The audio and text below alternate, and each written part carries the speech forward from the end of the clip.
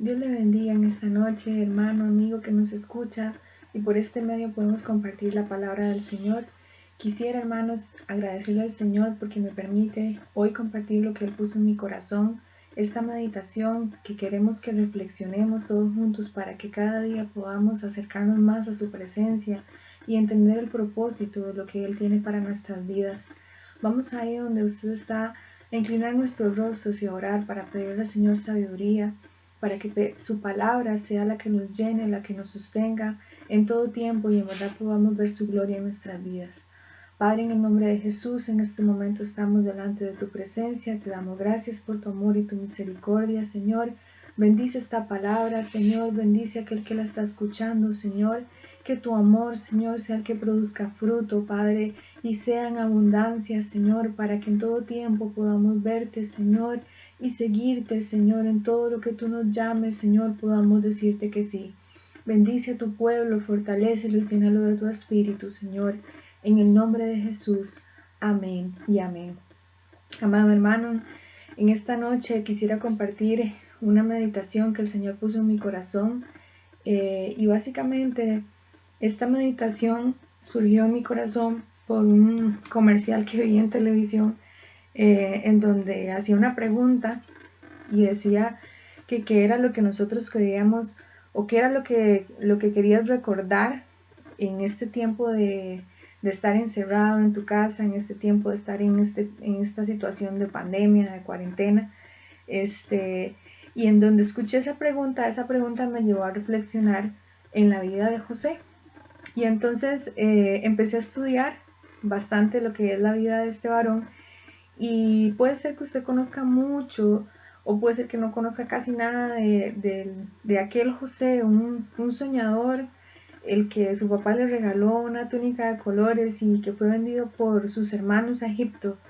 Pero hoy el Señor quiere que vayamos a enfocarnos en cómo Él pudo administrar, cómo Él pudo venir a proveer en sus graneros para poder afrontar el tiempo que venía y aún todo lo que él ya estaba viviendo en lo que era adverso, en lo que era difícil, ¿verdad? Entonces quisiera ir compartiendo con ustedes cada una de las cosas que pude ir pues descubriendo en qué fue realmente lo que almacenó José en los graneros de su vida, porque nosotros vemos en la historia que él preparó alimento para todos los moradores de la tierra por causa de lo que Faraón vio en él, ¿verdad? Y por causa de que el Señor lo tenía preparado para poder gobernar en Egipto. Pero vamos a darnos cuenta, hermanos, que él no solo provisionó alimento físico, trigo, frutos, toda la cosecha que pudieron sacar de esos 7 años, sino que él pudo provisionar en su propia vida, en sus propios graneros, para poder enfrentar todo lo que tenía que vivir. Y entonces empecé a hacer una lista y quiero compartirla con ustedes de qué fue lo que él provisionó para su propia vida, para la vida espiritual de él.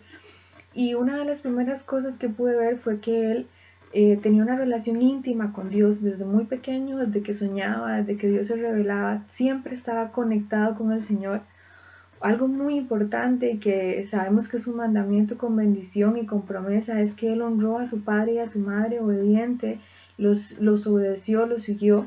Era un servidor, hermanos, y esto es algo muy importante porque ahí les voy a ir mencionando algunos pasajes en Génesis 44, perdón, nos menciona la palabra que cuando él fue encerrado en la cárcel, el capitán o el encargado de la cárcel lo puso a cargo del copero y del panadero que también fueron llevados a la cárcel, pero dice que José les servía a ellos y servía ahí en la cárcel. Entonces vean, hermanos, que a pesar de la situación en la que él estaba viviendo, él tenía claro que su meta, que su lugar era en servicio.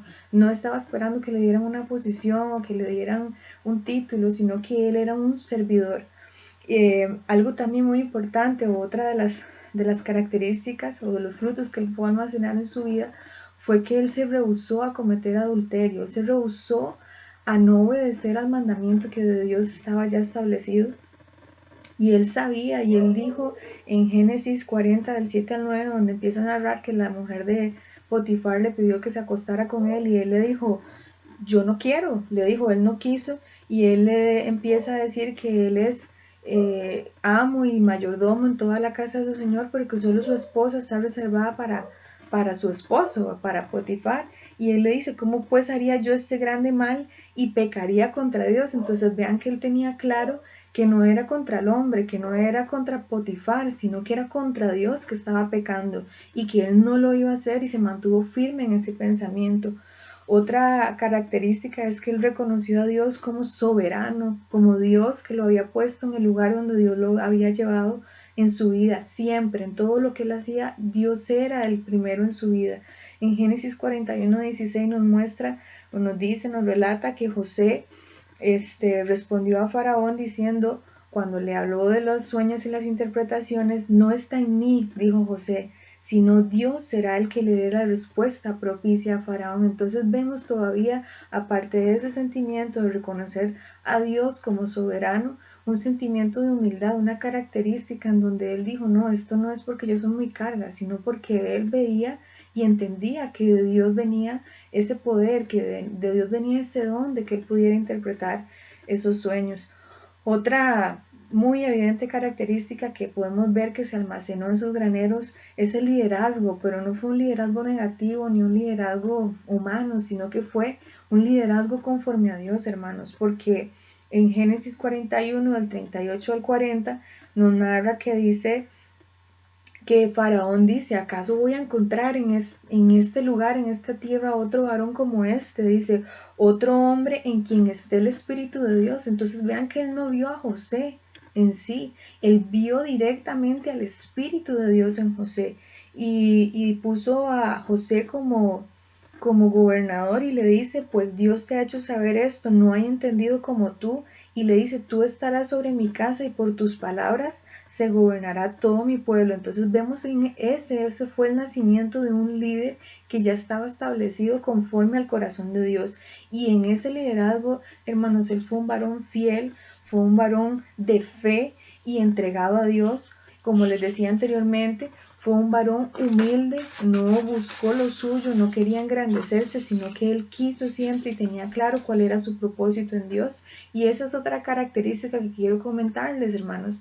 Él tenía muy claro, y si ustedes analizan cómo es que José tenía claro su propósito, el propósito de su vida en Dios, no es algo fácil de entender, hermanos, y no es algo liviano, porque la vida de José fue muy dura, fue muy trágica y en verdad lo que él vivió no era fácil, podría perfectamente y humanamente justificarse y llenarse de rencores, de amarguras, de deseo de venganza, pero al contrario, hermanos, se empezó a llenar y a llenar y a llenar todo lo positivo, tenía muchas razones para hacer lo malo, pero él escogió hacer lo bueno y en eso bueno entendió el propósito que Dios tenía para con su vida y eso fue algo, hermanos, que me impactó en gran manera, porque aun cuando él confronta a sus hermanos y llega el momento en donde se da la verdad y sale a la luz quién era él, hermanos, él les dice abiertamente, él les dice que para preservación les dice a ellos, a sus hermanos, no os entristezcáis ni os pese haberme vendido acá,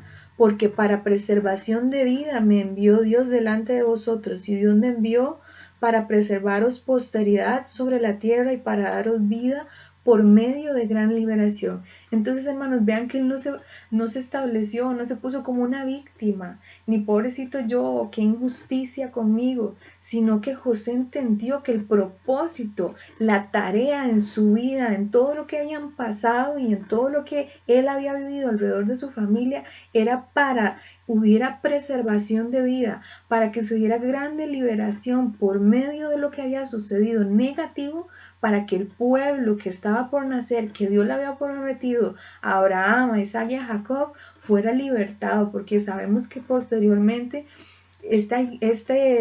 pueblo, este país fue liberado de la esclavitud de Egipto. Entonces veamos, hermanos, que José tenía claro cuál era su propósito, cuál era el tema, el motivo, el fin, el objetivo de que él viviera lo que tenía que vivir.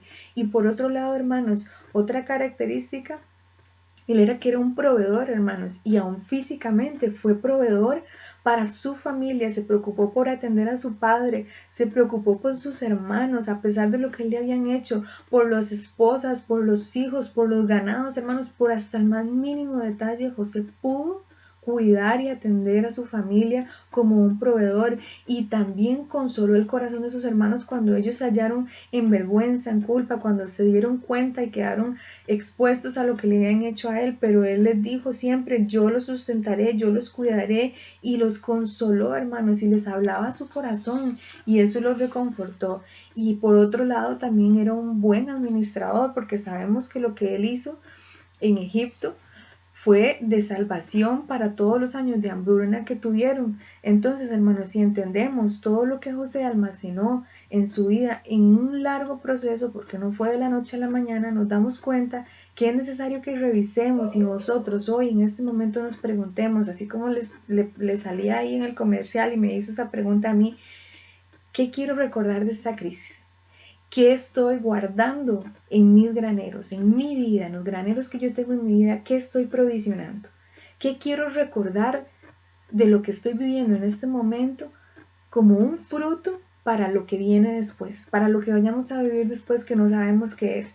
Porque entonces, hermanos, entendiendo esto, haciendo ese ejercicio, vamos a poder ser muy selectivos, y entonces empezar a decir: esto sí y esto no, esto me sirve o esto tal vez no tanto, y ser muy selectivos de lo que vayamos a guardar en nuestros graneros, para que entonces tengamos un provecho, no solo nosotros, sino los nuestros, ¿no? Los que están a nuestro alrededor.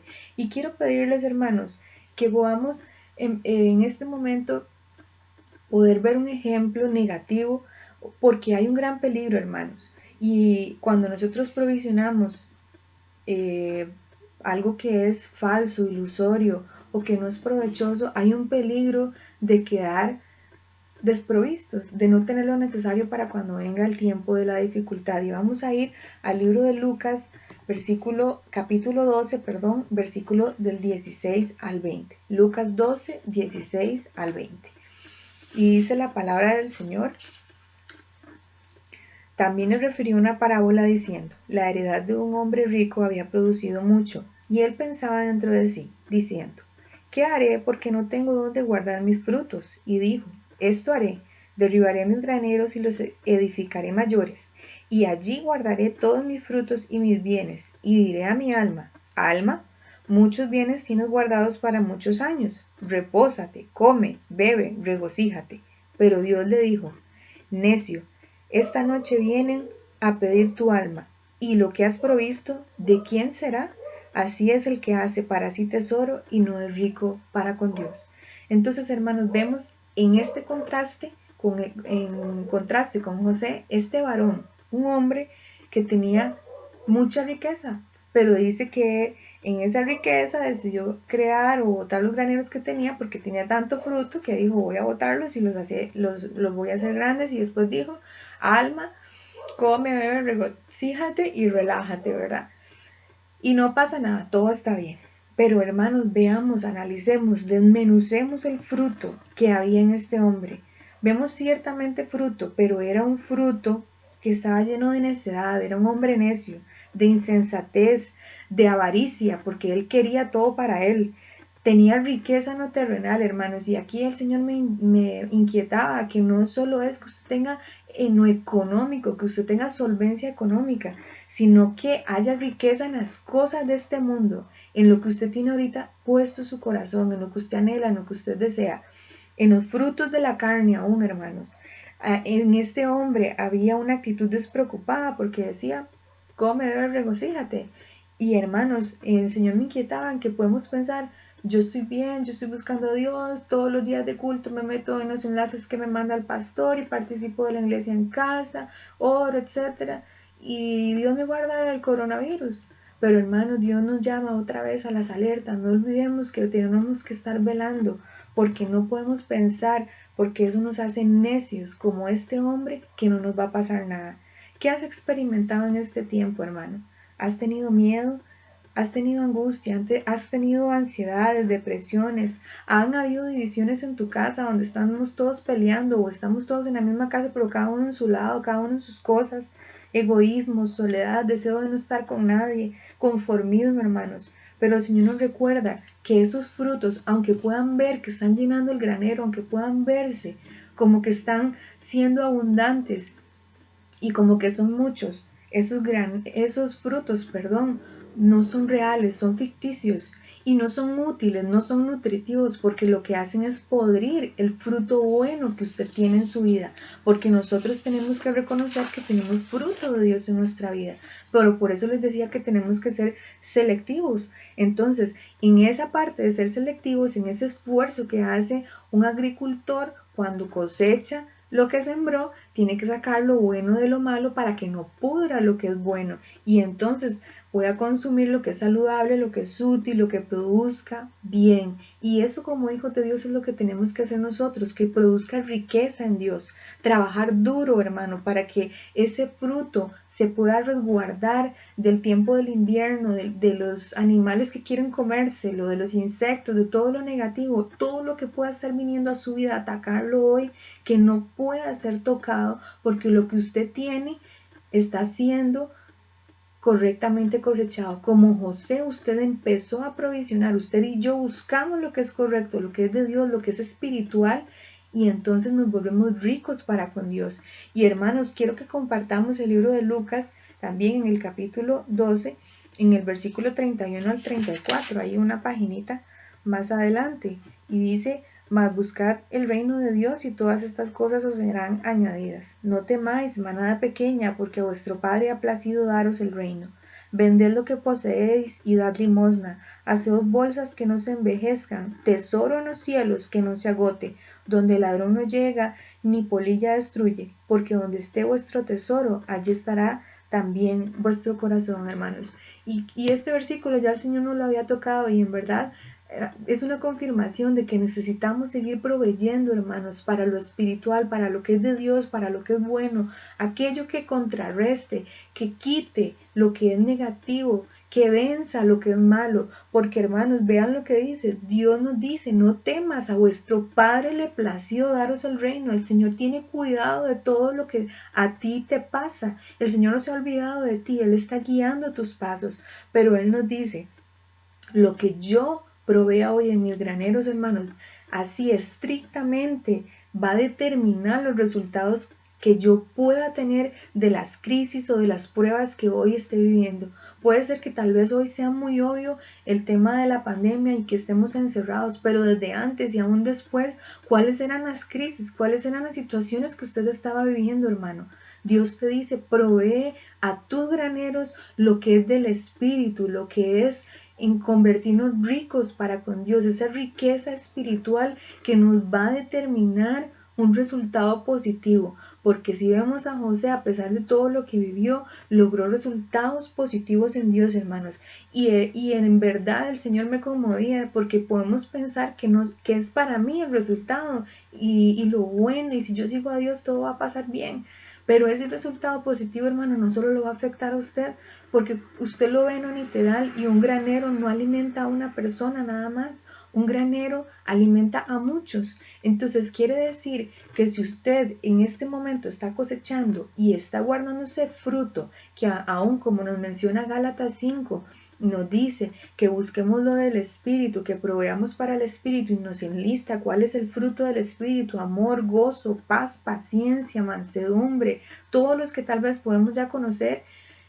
Entonces Dios nos dice: proveamos eso, para que entonces ese fruto no se quede solo en mí, sino que toque al que está conmigo, al que está en este momento en su trabajo, en su casa, en su familia, y entonces podamos ver la mano de Dios. Y como un resultado preciosísimo vamos a ver cómo Dios toca nuestras generaciones, cómo Dios alcanza en ese fruto para bien de los que están a nuestro alrededor.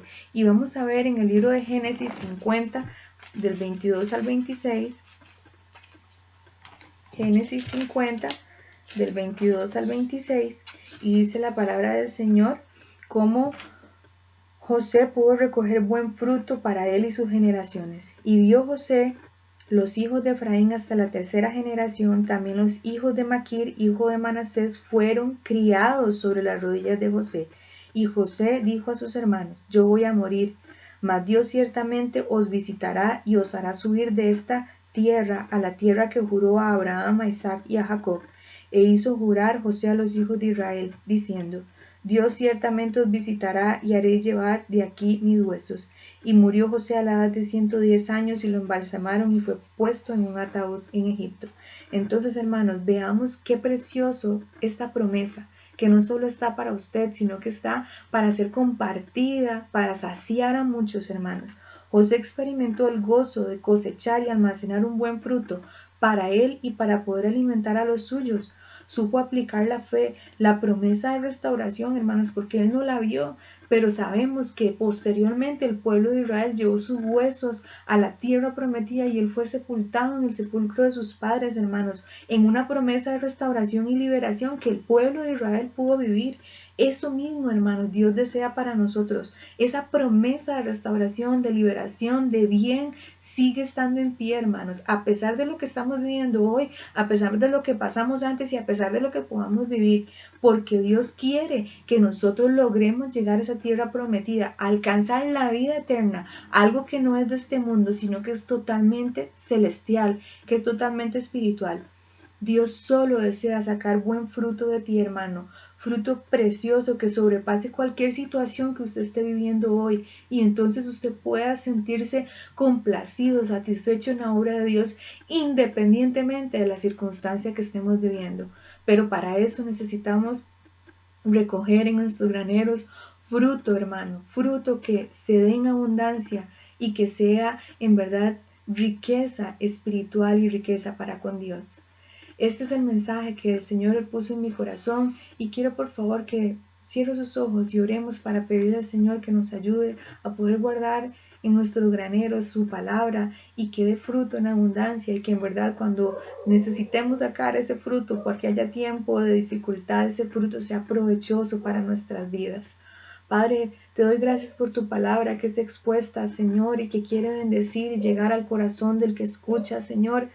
Te pido, Señor, que tú nos ayudes a poner por obra, Señor, este consejo, esta reflexión que nos trajiste, Señor, para que podamos, Señor, recoger fruto en nuestros graneros, Señor, que nos alcance, que nos sirva para ser alimentados, Señor, a pesar de las dificultades, a pesar de lo que estemos viviendo, a pesar del invierno que pueda ser crudo, Señor, podamos confiar en que es tu mano, Señor, la que nos está sustentando, Señor, y desechemos lo malo, Señor, y tomemos solo lo bueno, Señor, y aún alcancemos la promesa, la bendición, Señor, para nosotros y nuestras generaciones, Señor, para todo aquel que está cerca nuestro, Señor, y conozcan, Señor, toda la tierra, que hay un Dios en Israel, que hay un Dios en nuestras vidas que gobierna, que se glorifica y hace grandes cosas.